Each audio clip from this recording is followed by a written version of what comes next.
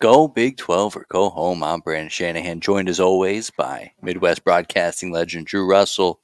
Drew Russell, what a weekend. What a weekend, Brandon Shanahan. And my goodness, the Big 12 has definitely turned into hyper chaos. What we thought we knew, what we thought all those experts had going in, have no freaking clue whatsoever. We have the team picked last in the preseason standings, and they said, you know what? Forget it. We're going to take out the team that was picked first in the preseason standings. We've got teams that haven't started 6-0 in 86 years. We've got teams that are beyond lost.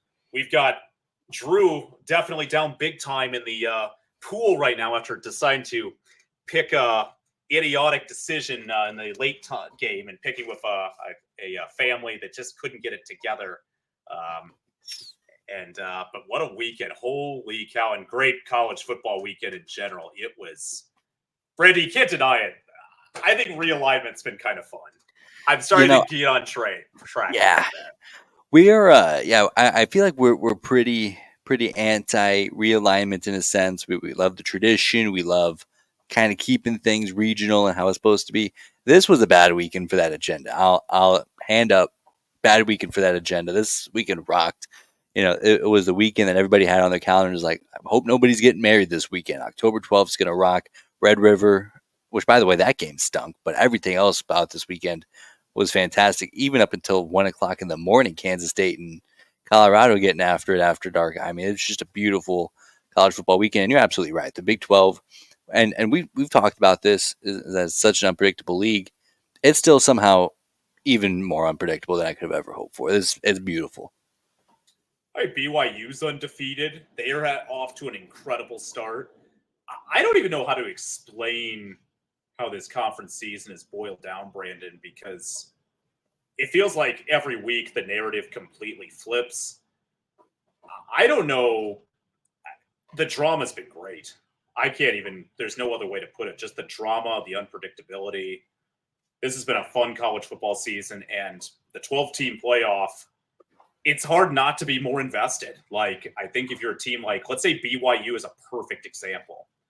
BYU, you can make an argument, could go undefeated in the old 4-team playoff and be left out. Honest to God. Yeah. Like, they absolutely could. I could absolutely see that.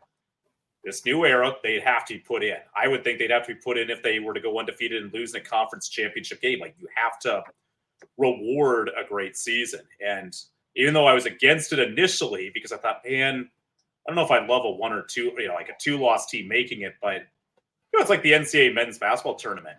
Nothing wrong with, I think it makes it a little more interesting if a team maybe messes up 1 week or 2 weeks, has a couple scratches on that loss column, but still makes it and can go on a run.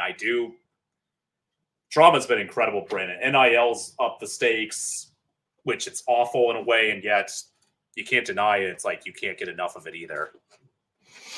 Well, and let's just put it this way. So typically with Oklahoma and Texas, they would be mostly Oklahoma, who would get in with either 0 or 1 losses in the Big 12 championship game. And then you'd have another team, maybe 2, also possibly 3 losses. So let's just look at the teams who are still in that running. UCF has 3 losses. Arizona, 3 losses. West Virginia, 3 losses. Cincinnati, watch out, by the way. 2-1. Colorado's 2-1. Kansas State's 2-1. Arizona State's 2-1. Texas Tech's 3-0. Iowa State's 3-0. BYU's 3-0. And all those teams are still in the thick of a conference championship race, which means they're also in the thick of the race for the college football playoff, which would have never happened. I mean, Texas Tech loses to Washington State in the manner that they did. They're way out of the running. Kansas State, even as good as they looked against Colorado, they get blown out by BYU. They probably don't. They have a tough case in a 4-teamer. But now you have a team like West Virginia, who's 2-1. They had a couple of tough non-conference games. Everything that they want to accomplish is still right in front of them, which is this is why this format is, I think, the best way to do it. Because when conference championships matter.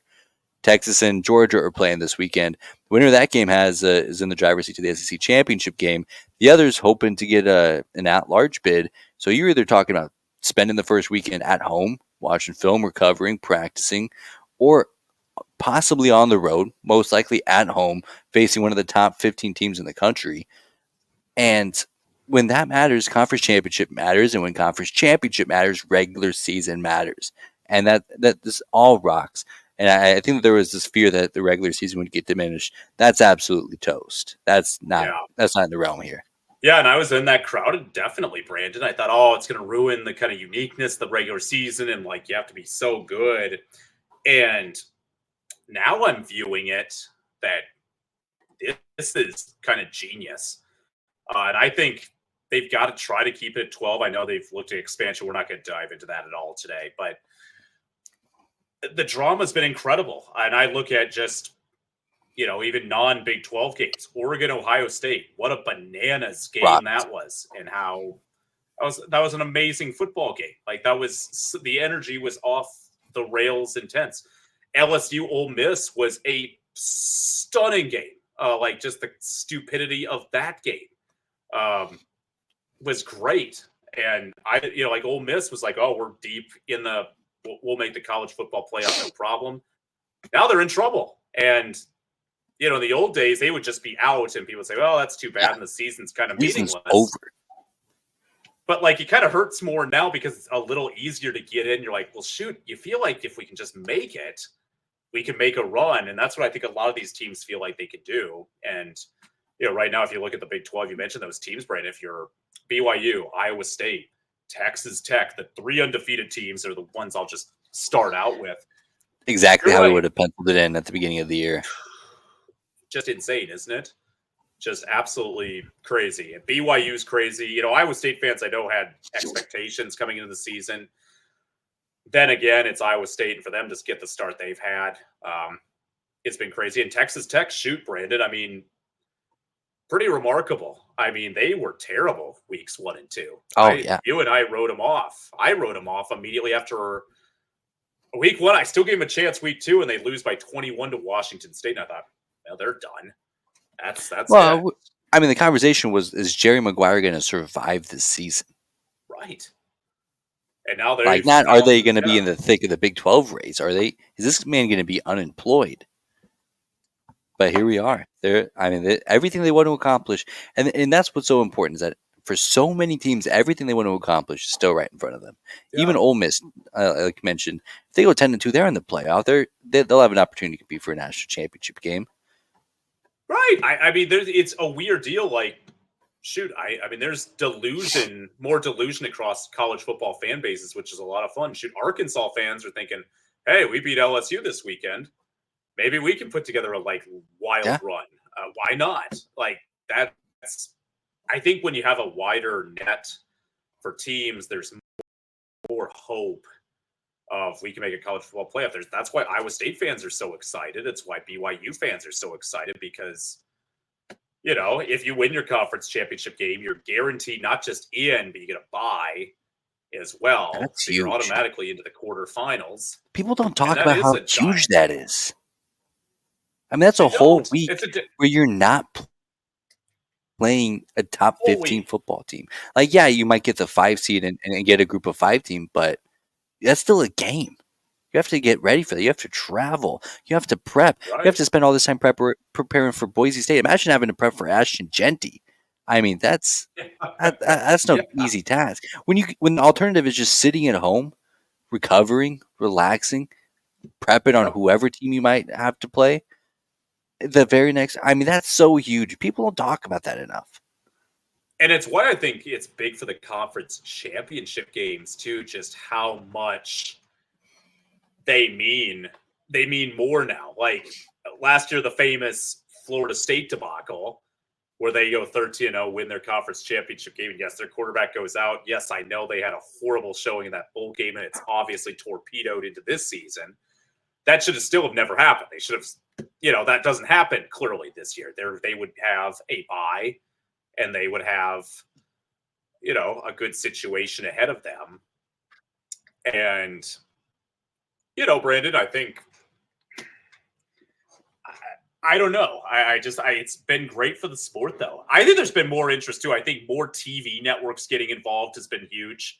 I've loved, ESPN's coverage, I think, has been much better ESPN's coverage, I think, has been much better this season. I think getting SEC has forced them to up their game. CBS Yeah, continues to put on a great product, and I think NBC's done a pretty solid job Big in Ten on general CBS as rocks. well. Uh, Honestly, Brandon, I think like the more TV partners as well has really helped their product. And as a kid, I used That's to a good point. say I've always been more NFL than college, admittingly. That said, though, like this year, I gotta say, college has. And granted, I'm a Vikings fan with a team that's 5-0. I've been more into the college game this season than the NFL game. Frankly, I think the college season's been more fun this year. It's felt like the kind of thousands as a kid, Oh like when yeah, we were kids, Brandon. It's had that type of energy this year where it's just unpredictable. It's chaos. You just don't know what's going to happen.